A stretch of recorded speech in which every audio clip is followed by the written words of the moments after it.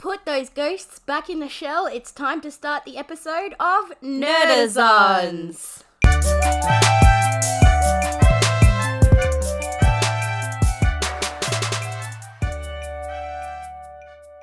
So this month we are doing Ghost in the Shell 1995 anime movie versus the live action Ghost in the Shell 2017 film, which was a fan suggestion. So we put out a Facebook post to ask what you guys wanted, and this one came up. It was a suggestion by a long-time listener, Al, which you guys have probably heard many times that we've mentioned, but we also had a lot of people follow up with that as well, that they would really like to hear us do that one too. Yes. So I know you've never seen or really heard of either of them before this. I saw like an ad for the movie for the 2017 one, but it didn't really interest me.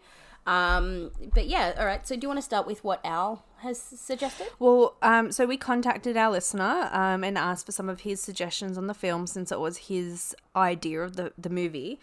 Most of the notes he did give us, though, was for the live action. So I think we should talk about the anime first, and then we'll mention his notes a little bit later. Sure. So I wrote some notes down for... First, we'll talk about what the movie is. So, in short, it's just a cyborg policewoman and her partner hunt a mysterious and most powerful hacker called the Puppet Master. Okay, so I put down that it's very hard to get into because it was of a lot of dialogue and a lot of still anime, and you needed to listen, because I thought, I could just, watch it and put around the house or whatever and things like that, but I needed to... It is one that you do need to sit and watch. That's right. And it was way more violent than what I was expecting. Yeah, it's pretty cool. That's what I like about anime. Yeah. Is it can just go above and beyond what a normal movie can do. I like I've got here that I really like the water fight, which was about 20 minutes in. Yep. And yeah, you do need to listen. And I was so excited when I found out who the Puppet Master was. That was a giant, like, oh, whoa, that was so cool. Yeah, I like, in this whole movie, I love the mind hacking. Yeah. Especially at the beginning. It's kind of really scary to think that, in future, that's eventually what can happen. People are already afraid of Facebook identities being stolen, or your face being stolen, or tax file numbers even being stolen. Yeah. But this just goes the next level. And this was done in 1995. Like the technology was never even that good then. And to be able to envision being able to hack someone's mind because you're just connected digitally, it's a scary thought. Absolutely. And like, I like the dystopian world and the future. Yeah, it's meant to be like a neo-futuristic Hong Kong city in Japan. So it's meant to kind of replicate Hong Kong in this. And I think they if you've been to Hong Kong, it does give you that vibe. No, I've never been to Hong Kong because I'm not a traveller like you. You've travelled more than me. What are you talking about? One thing, I don't know if anyone of our listeners have actually watched this, but have you ever seen the film Repo, the generic opera? Nope. I kind of got that vibe from the anime a bit when I was rewatching it. I'm like, isn't that a musical? Yeah, it's really cool though. No, I think you mentioned it a little while ago. So what the movie basis of that, right, is it's again another dystopian future, but one company surpassed all in like organ replacements or body replacements. Oh. So then they got so, like, they're just the most rich and powerful company in this dystopian future that they can up the price. So as soon as you can't pay, they send like the repo guy back out to get their the body parts back.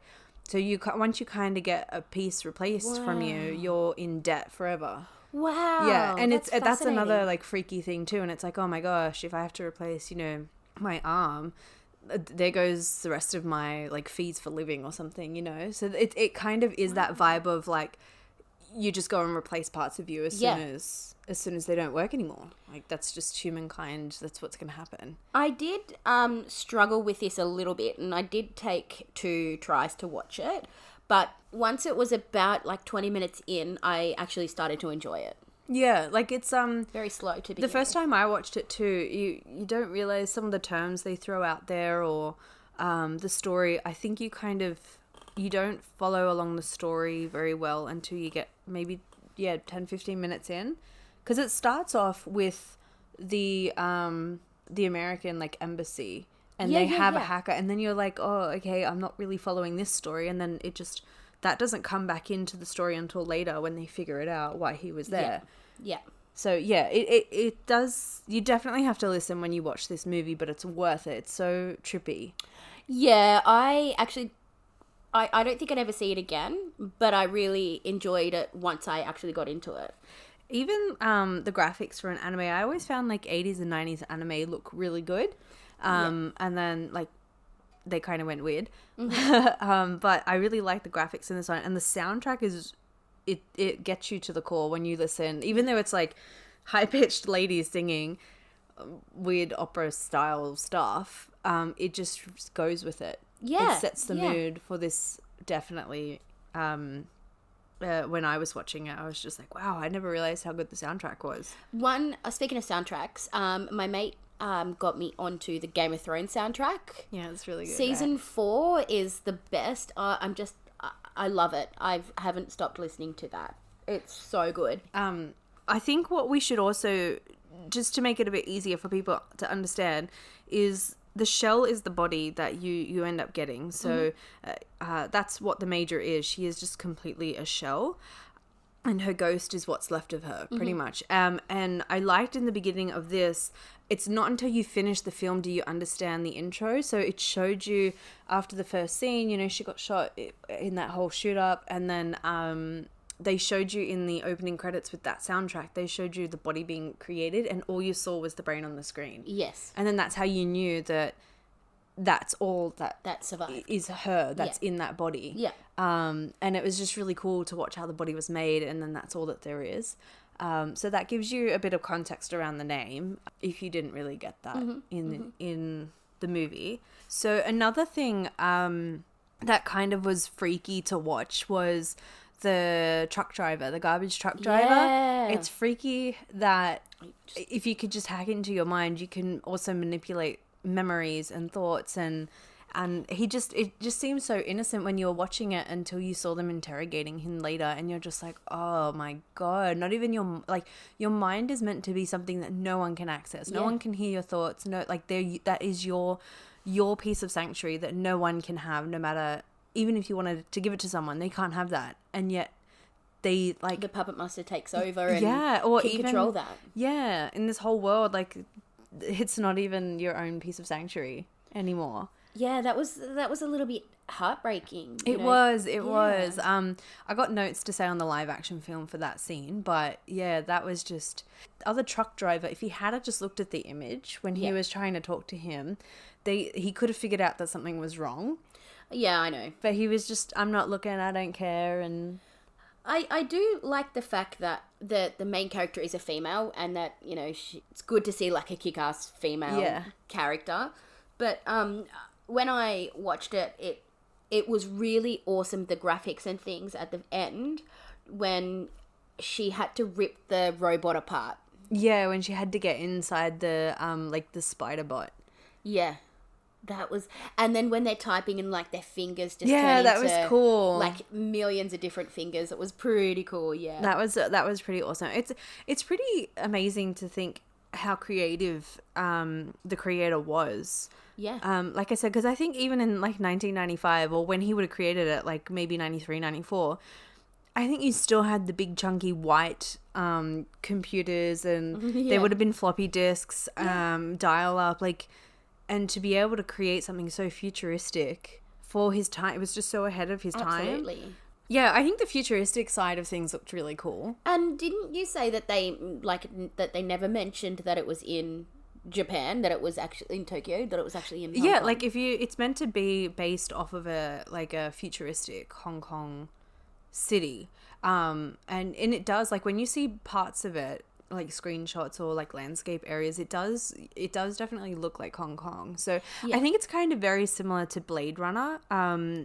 You know, in Blade Runner, I've never seen it. Oh my god, I know that's on my list. You should watch it. Okay, fine. But in Blade Runner, especially the original, they really focus on there's not one, you know, country or like race or anything that survived. It just all mixed. So like the most dominant language in Blade Runner was Mandarin because there was more people who spoke that, and it was just all mixed. And it's kind of like, I think they had this kind of futuristic vibe as well, like that's what inspired that Tokyo City to look like. Well, and in all honesty, I think that Scarlett Johansson, I'm gonna get to this in a second, but Major could, like, it doesn't look like Major is from an Asian descent. It looks like she could be a white female. Well, yeah, like, okay, again, that's going to be the argument that we'll get into in the next one.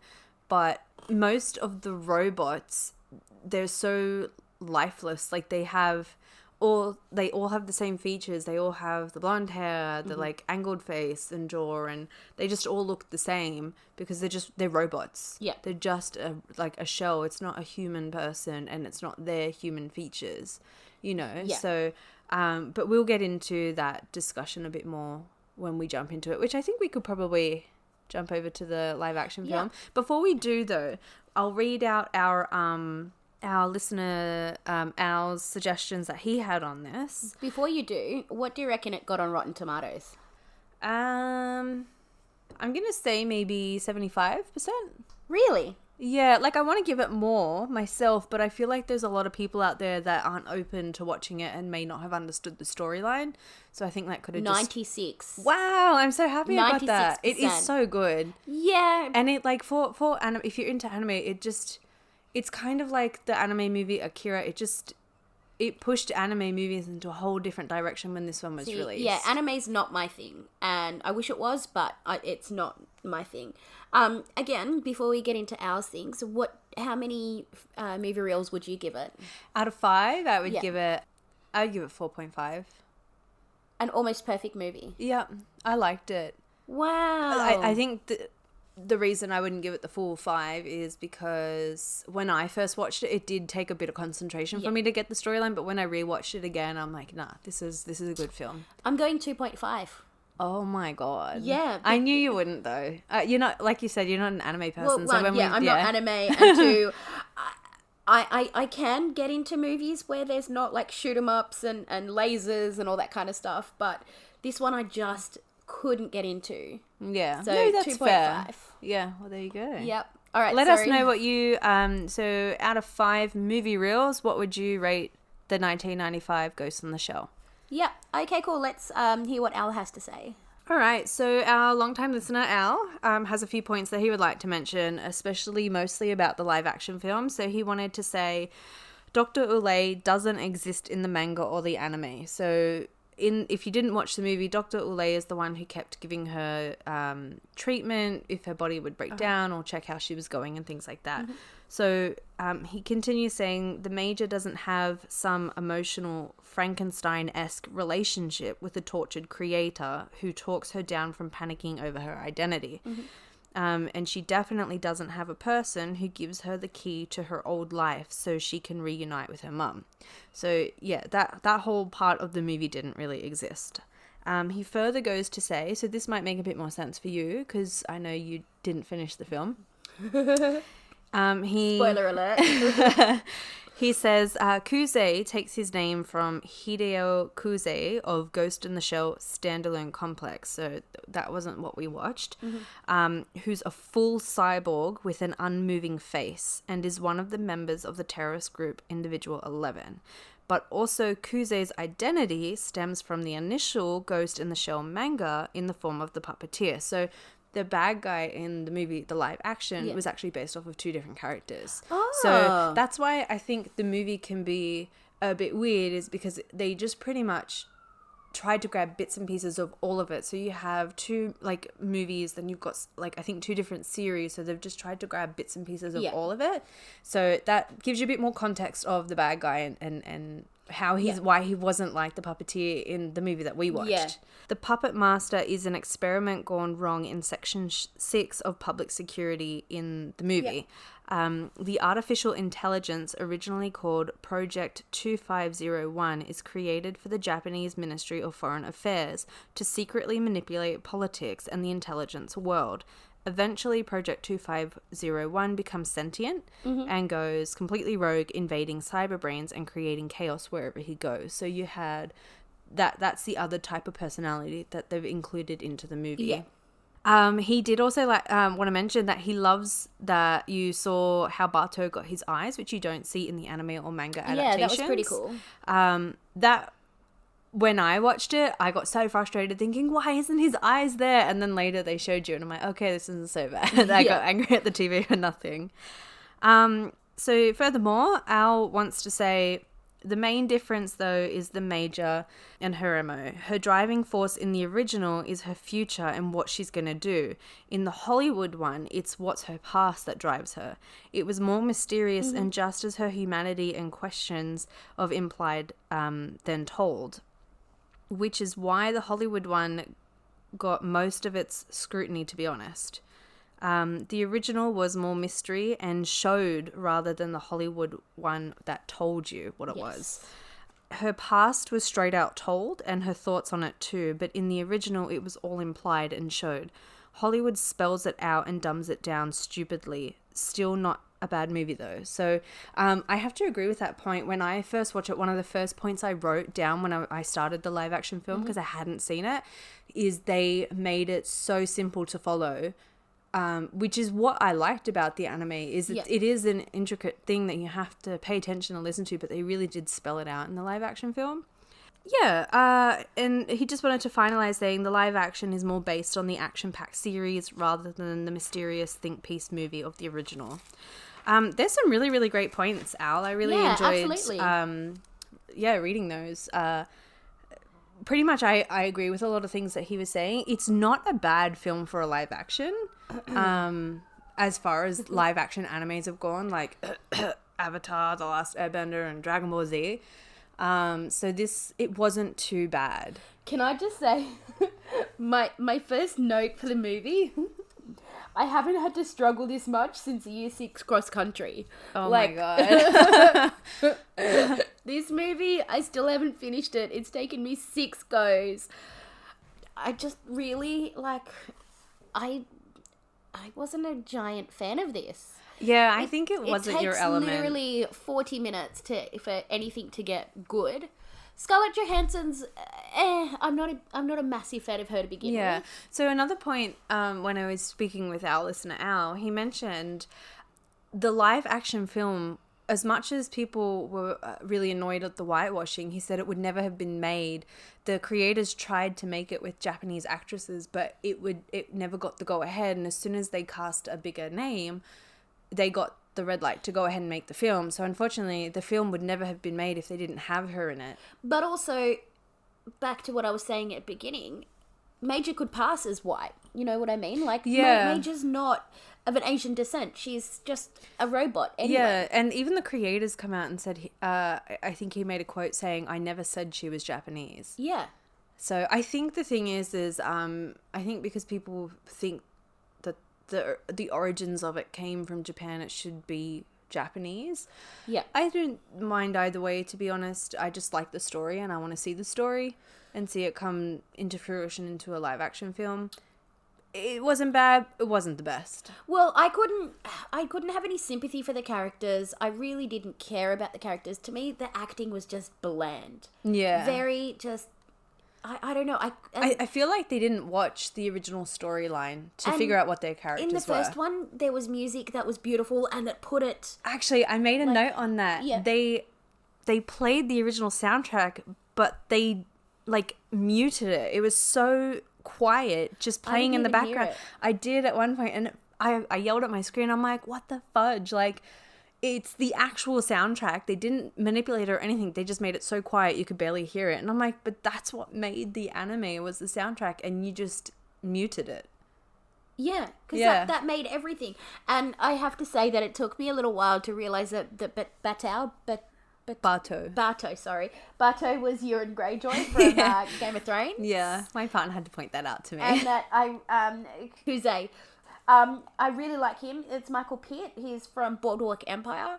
I never watched it. Oh, Boardwalk Empire is amazing. Yeah, it's on my list. And he's in a few other little things, and I really like that actor. He's great in it. And he's all right, but man, this was struggle street for me. Yeah, I knew it would be for you, to be honest, when we suggested this. I got a few points. I'll make a few points. Absolutely. Yeah, I may have noticed or mentioned already that they dumbed it down to make you understand the futuristic world, and I still didn't understand it. Remember how I was mentioning the intro was really cool in Ghost in the Shell, and that's how you kind of understood that the brain was all she had left, whereas they actually wrote it down in the intro, so you knew it was spelt out before they then began trying to build her body. That's what's awesome about Hollywood. The way the head went into the shell looked pretty cool, I thought, graphics-wise. Yeah. And also, like, speaking of, like, the way the head went into the shell and things, Kuze, he looked, like, sick when when the face was all... Yeah. that was pretty cool. I think they accomplished that really well. And there was another point I made in my notes somewhere. When she jumped off the building, again, this was kind of like play for the anime movie. When she jumped down after she'd shot everyone and then she, went invisible. I thought that looked pretty cool. Yeah. Even though it was just, like, a shot of her there and then they did everything else CGI, it actually looked pretty good the way her body went invisible. It kind of looked like the anime. So I thought that was done pretty well. The boat scene is another thing that I want to mention. I really liked that in the anime because that is where you get like a look into the Major's thoughts when she's having a drink with Bartol on her boat. Whereas, in the movie, they make it out like she's unsure of who she is or where she's come from, or is she like in the anime they question, is she there? She questions like, is my brain actually in there, or am I just this full robot? Whereas in this one she's more so questioning herself. Like it just didn't. I don't like the way they made the Major in this. I liked that the Major was more forward thinking in the anime as opposed to this one. She was freaking out more about where she came from. I definitely preferred the anime over the original. For sure. Yeah. Another thing that bugged me was at the beginning when she was up on the building and she's scanning through the buildings before she goes and crashes the party. And she uses glasses for that. Whereas in the anime, she's a cyborg. She uses her body. She just uses her eyes to scan in and hack into everything. And I just thought if you wanted to make her look more robotic, just... you don't be motionless and stand there and add something else around to make it seem like that. But the glasses just made her look more human, like her body isn't indestructible. Yeah. One thing, I know you may not have noticed this, but in the anime, when she crashes the American embassy, the guys really focus on, they just break the suitcase and it's the gun. Yeah. They actually... I think they created that really, really well. So they had the same gun in the movie, and I thought, wow, they actually brought that cartoon sort of style gun to live action really well. Yeah. Oh, there you go. Yeah, I did.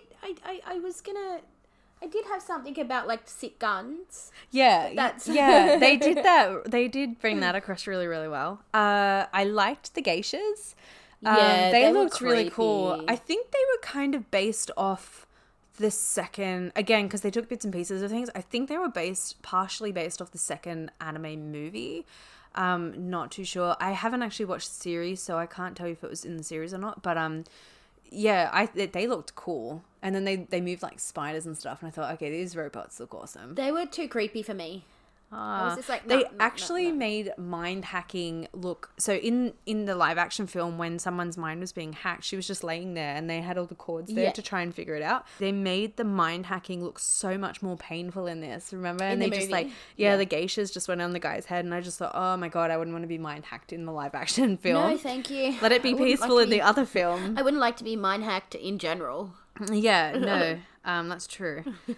This was just a point that I was saying earlier. The Major in the anime, she knew her body was a shell and she clings to what bit of humanity she has left. Whereas in the film, she point blank refuses to accept that she's got any humanity. Yeah. She's just like, I'm just a robot. Like, what do you expect? And that was frustrating to see because that's what made her really cool in the anime. She knew that she was still a human. Yeah, like I said, the acting just was too bland for me. I really couldn't. I wish that they had.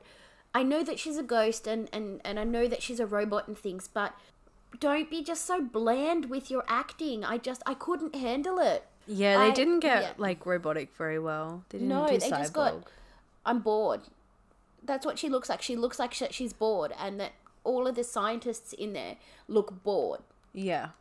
And I'm just like, but and like I said, I understand that you're robots and that this is how you're meant to be, but give us something. At least with the anime, I could feel sympathy for her. You could definitely understand the characters and like understand why they were like and they were. Even the guy in the truck, in the first one, I was like, oh, that's really heartbreaking. I had no sympathy for him in the movie. Sorry, no, opposite. Sorry, in the anime, I was like, in this one, I had like sympathy for him when he's just like, I just want to see my daughter. And I'm just like, I thought that acting was really bad. Really? Yeah, I actually thought that the voice acting in the anime really made me sit and like it was the same concept. They were both just saying, I just want to see my daughter. I want to see my daughter. Yeah. But he didn't seem scared. He didn't seem confused. And whereas the team that were interrogating him in the movie, they were so harsh about it, like, oh, we're gonna spend all day cracking this guy, sort of thing. Whereas in the anime, they were like, oh, the poor guy doesn't even know that his mind's been hacked. And then it just made you sympathize more. Sorry, I got confused. I'm talking about the anime. I had so much more sympathy for the character in the anime versus the movie. When I saw that scene, I was like, I don't even sympathize with you.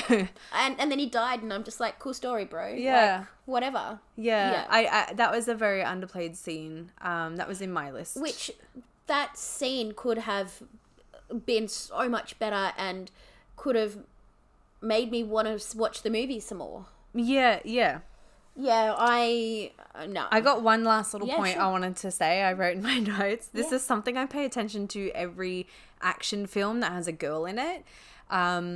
They'll dress the girl in, even if it's all combat outfit, heels. They will subtly do like a wedge. Yeah. So even though it looks like combat boots, if you get like a side shot, there's actually like a wedge or something on it. Oh, that does my head in. It does, but they kept her in flat boots in this, so I was really happy when I was watching her run and stuff. I'm like, but finally, Black Widow and stuff. You're just like, dude. Yeah. How can you run in heels? I think I started paying attention to that when I watched the 2004 Van Helsing, and Kate Beckinsale has to run through the street when the vampire brides are coming for her, and I just remember watching her run in these heeled boots, and I'm like, what? Same in Underworld. When she was in Underworld, I was a major vampire person back in the day. She had the thick like wedge boots, and I'm like, why? Even in Jurassic Park. Really? Yeah, she's wearing heels. She's wearing... Oh, but doesn't she drop the shoes? Like, she gives... Yeah, she drops That's them what I after a while. like. I thought, okay, I'm glad that you made that point, that you can't keep them. But still... Yeah. Halfway through the movie, heels. Ugh. But yeah, that was my little girl power film thing that I wanted to mention, that she didn't have to stay in heels. All right, so guess what it got on Rotten Tomatoes? I'm guessing 23. Wow. Yeah. Wow. Okay. It got 43%. Oh, at least it's under 50. Yeah. Because to be honest, it didn't deserve any more. Like, it's not a bad film, but it's not a good film. I'm gonna tell you what I give it. I give it half a movie reel. Wow. Yeah. I would maybe give it 1.5 out of 5. I'm giving it half because I haven't finished it. Yeah, I've got 40 minutes to go, and I just... Yeah, I think if you're an anime fan, it's not a bad live action adaptation compared to some of the terrible ones that they've done in the past. Mm-hmm. But it's not the best, so there is room for improvement. And I think also this stigma and scrutiny when they cast Scarlett Jo really tarnished any shot that they had with bringing this film out. They could have like done anybody else. I mean, she looks like Major, and that's great, but I'm not a big fan of her acting. I think the problem was they tried to get other actresses. even Japanese actresses, but no one would take the film on board. So to get funding, they had to go for a bigger name to be cast. And but I'm saying like any it's other just bigger sad name. that that's how Hollywood goes. Is you gotta have the name to have a movie Well, brought that's to like life. that's like the girl with the dragon tattoo. These Swedish versions are amazing. Yeah, they remade them so quickly, like within a year. And then they remade. Yeah, they're just some of my favorite movies. But then you watch the American one, and they dumb it down so much that you're just like, really? So, and that's just one thing that frustrates me more than anything about Hollywood and things is we're not all stupid. So don't treat us like we're stupid. Yeah. I think they've got to go with majority of stupid people, though. Oh, yeah. Yeah. But anyway, so that Tell us what you was... think. Yeah, let us know. I think this one brings a lot of good discussions. We'd love to hear what you think about Ghost in the Shell. And yeah, just send us an email at nerdazons@outlook.com. Follow us on Facebook, Instagram. Listen to us. Sorry. Listen to us on iTunes, SoundCloud, and Spotify. All right, let's move on to Nerdazons Nerdy Notables. All right, can we please talk about Game of Thrones? Yes. Yes, I think we've had enough time. Everyone's seen it by now. Yes. Okay, so OMG, that was terrible, except when they went back to King's Landing and things, it kind of got its feel back of Game of Thrones. But then Bran, oh my goodness. You know that the actor actually thought it was a joke when he found out that he was going to be on the throne? No, I didn't know that. Yeah. Well, like, it came out of nowhere. The actor, like, his character wasn't even in season 5 whatsoever. I'm going to go now. Like really, mate? Cool. I just, okay, so when we were watching it, I was defending it each week with points that I thought was really good. And you know what was my final straw that made me kind of hate it? What they did to Jon Snow. Because it's like, you built him up this entire season, even though there was only 6 episodes, you kept saying, you're the one who can lead people. He's a Targaryen. Yeah, or you can lead the people in the right way. People follow you, da-da-da-da. So he does what they tell him to do, and then bang, they send him back to the freaking war. It's like, what the hell? And the war doesn't even exist, so now Exactly. he's just back being with the free folk. But you know what, though? I'm happy he did go there, because, like, when he first went to the free folk, he liked it on that side. Yeah. He felt like he could be a person and a part of something. So I'm really happy he went back there. I feel like that's where he belongs. But it's just frustrating that he did everything that they asked him to do, and he was about to step up, and then, see ya.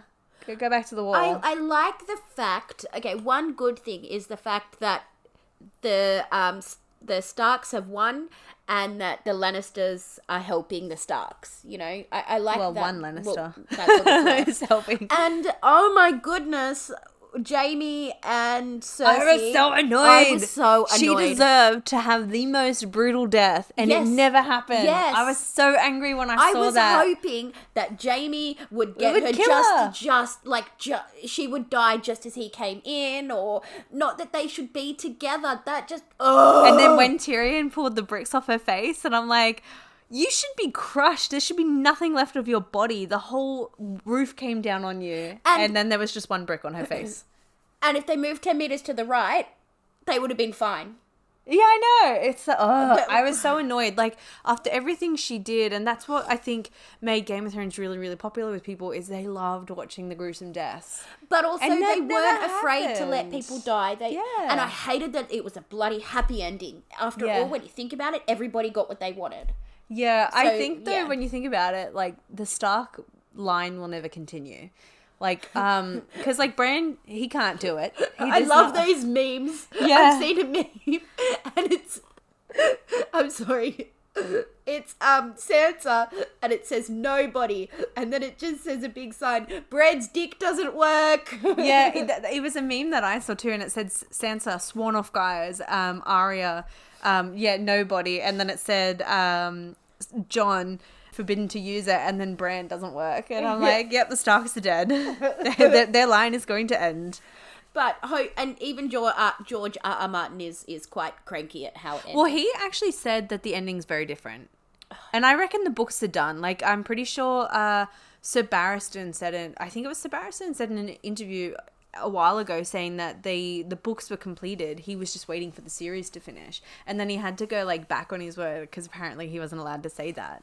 And so I reckon it won't be long before the books come out. Yes, and it's kind of smart because if you make it shit and tell everyone that it's a different ending, then people can go and buy the books just to to get the ending that they want. Yeah, exactly. And I'm so happy that you finally finished Umbrella Academy. Yes, I watched that going to and from work. It took me so long because on the bus getting to and from work, yes, I watched it. It was a really good series. But halfway through, I kind of predicted it a bit. So it took the fun out of it. It broke my heart when the episode when Klaus comes back and he's in the army. I know. Oh my God, that was so sad. And he's in the and army he's crying, pub. looking at the Yeah. That's sad. And then when he's like, it's the only person I truly ever loved. And I'm like, oh my God, you're making this sad. He's an amazing actor. He is so cool. I loved him in Misfits. Yeah, but like he's a great actor. Yeah. I mean, other than like Misfits, I've seen him in a few other little things. Yeah, well, he was even in the Mortal Instruments live action film. He was the best friend. Yeah. Let's not go there. That was terrible. But he was also in the David Tennant movie that we watched. That's right. Yeah, that Bad Samaritan. Yeah, that wasn't that good. Really? I kind of liked it. I didn't like that. But yeah, I mean, it's like every other scary thriller movie. But I did like... Oh, David Tennant's American voice is so creepy. He just he does a really good creepy voice. Like in Final Space, he's the bad guy in that. Oh yeah, that's right. Also, season 2 dropped like this week, guys. So I'm super pumped to see. I need to finish the season second 1. Oh my gosh, yes. I've just been reading a lot lately, which is good. Reading is good for you. And I finally started the Harry Potter series. Have you never read? I've never read the Harry Potter series. Oh my God. FYI, everyone, we should just mention this now. The next, our June, well, the end of June episode that we'll be doing is Harry Potter and the Philosopher's Stone movie versus Harry Potter and the Philosopher's Stone book. Cool. Yeah, I can't wait. I've got a few things to say about that. I have like an essay to write to say about that. That's okay. But yeah, we'll go into Harry Potter. But yeah, I've been reading that. And I've also been reading the Tomorrow When the War Began. Yeah. I want to do that as an episode one day. Yeah, I never did that at school. My friend did it in her class, but I had to do something else. So it would be good to actually get around and watching it. Because there's the movie, which was okay. And then there was a TV show. And then there's also the books. But the books, I'm up to the 3rd book now. And they're actually really depressing books. Like, I'm on Struggle Street at the moment because there's literally, maybe I should get into this later, but there's literally like a chapter where they're stuck in a tree and they're being like, they're war's going on and they're trying to like survive, and it's a bit heavy, but I'm enjoying it. Well, I recently saw John Wick 3. I know, and I've only just seen my thirst for Keanu Reeves is real. Yeah. And he said John Wick would never stop. So I will keep going until my body stops as well. That's awesome. And I'm like, yes, make as many of these films as you can. They're so good. But so I watched that. I watched the Pokemon movie. Was that any good? It wasn't bad. Yeah. For a game adaptation movie. So you had like Mortal Kombat, Street Fighter, things like that. I actually think this was one of the best. Really? Okay. So I went in with an expectation of 2 out of 10, came out with about a 6.5. It wasn't a bad movie. Oh. I didn't even want to pay for it, and we had to go, and I'm like, all right, we'll go and watch this one. I don't even remember the last thing I saw it. No, I remember what I saw it. The movie's Endgame. We need to talk Endgame. I know. First hour bored me. Of Endgame? Yep. Why are we even friends? As soon as they like started talking about the plan of what they were going to do and all the time travel, I'm like, Fat Thor was my favorite. Yeah, everyone loves Fat Thor. I wasn't expecting it. No. And then when they were playing Fortnite, like, that was good. That was good. Finally a cosplayer I can achieve. Yeah. No, I'm not a big Iron Man fan, and when I don't like Iron Man I was either. just like, Same. I never even finished his movies. I hate to admit it. Yes, I never finished Iron Man films. No, neither have I was so happy that I was going to cry when he got to go back with Peggy. Same. I did That actually was cry. the best. I was just like, oh my God, it's so beautiful. Because I'm so glad that it ended like the comics. Well, no, Captain America dies Yeah, I know. in the comics. Yeah, I know. But they just added the age part. Yeah, I know. Yeah. But I'm saying, like, about Sam being the new... Oh, yeah. Like, the continue on. The continue yeah, on, and yeah, it's yeah. not Bucky, even though, you know, fans wanted Bucky to be it. I'm just like, nah. And seeing... I loved that they made a joke about Captain America's ass, and I'm just like... Yes. Yes, Yeah, it is quite beautiful. It is. It's good. Yeah. I also wanted to talk about really quickly because I know we're coming to the end of the podcast. Chernobyl. I started that series. It is so intense.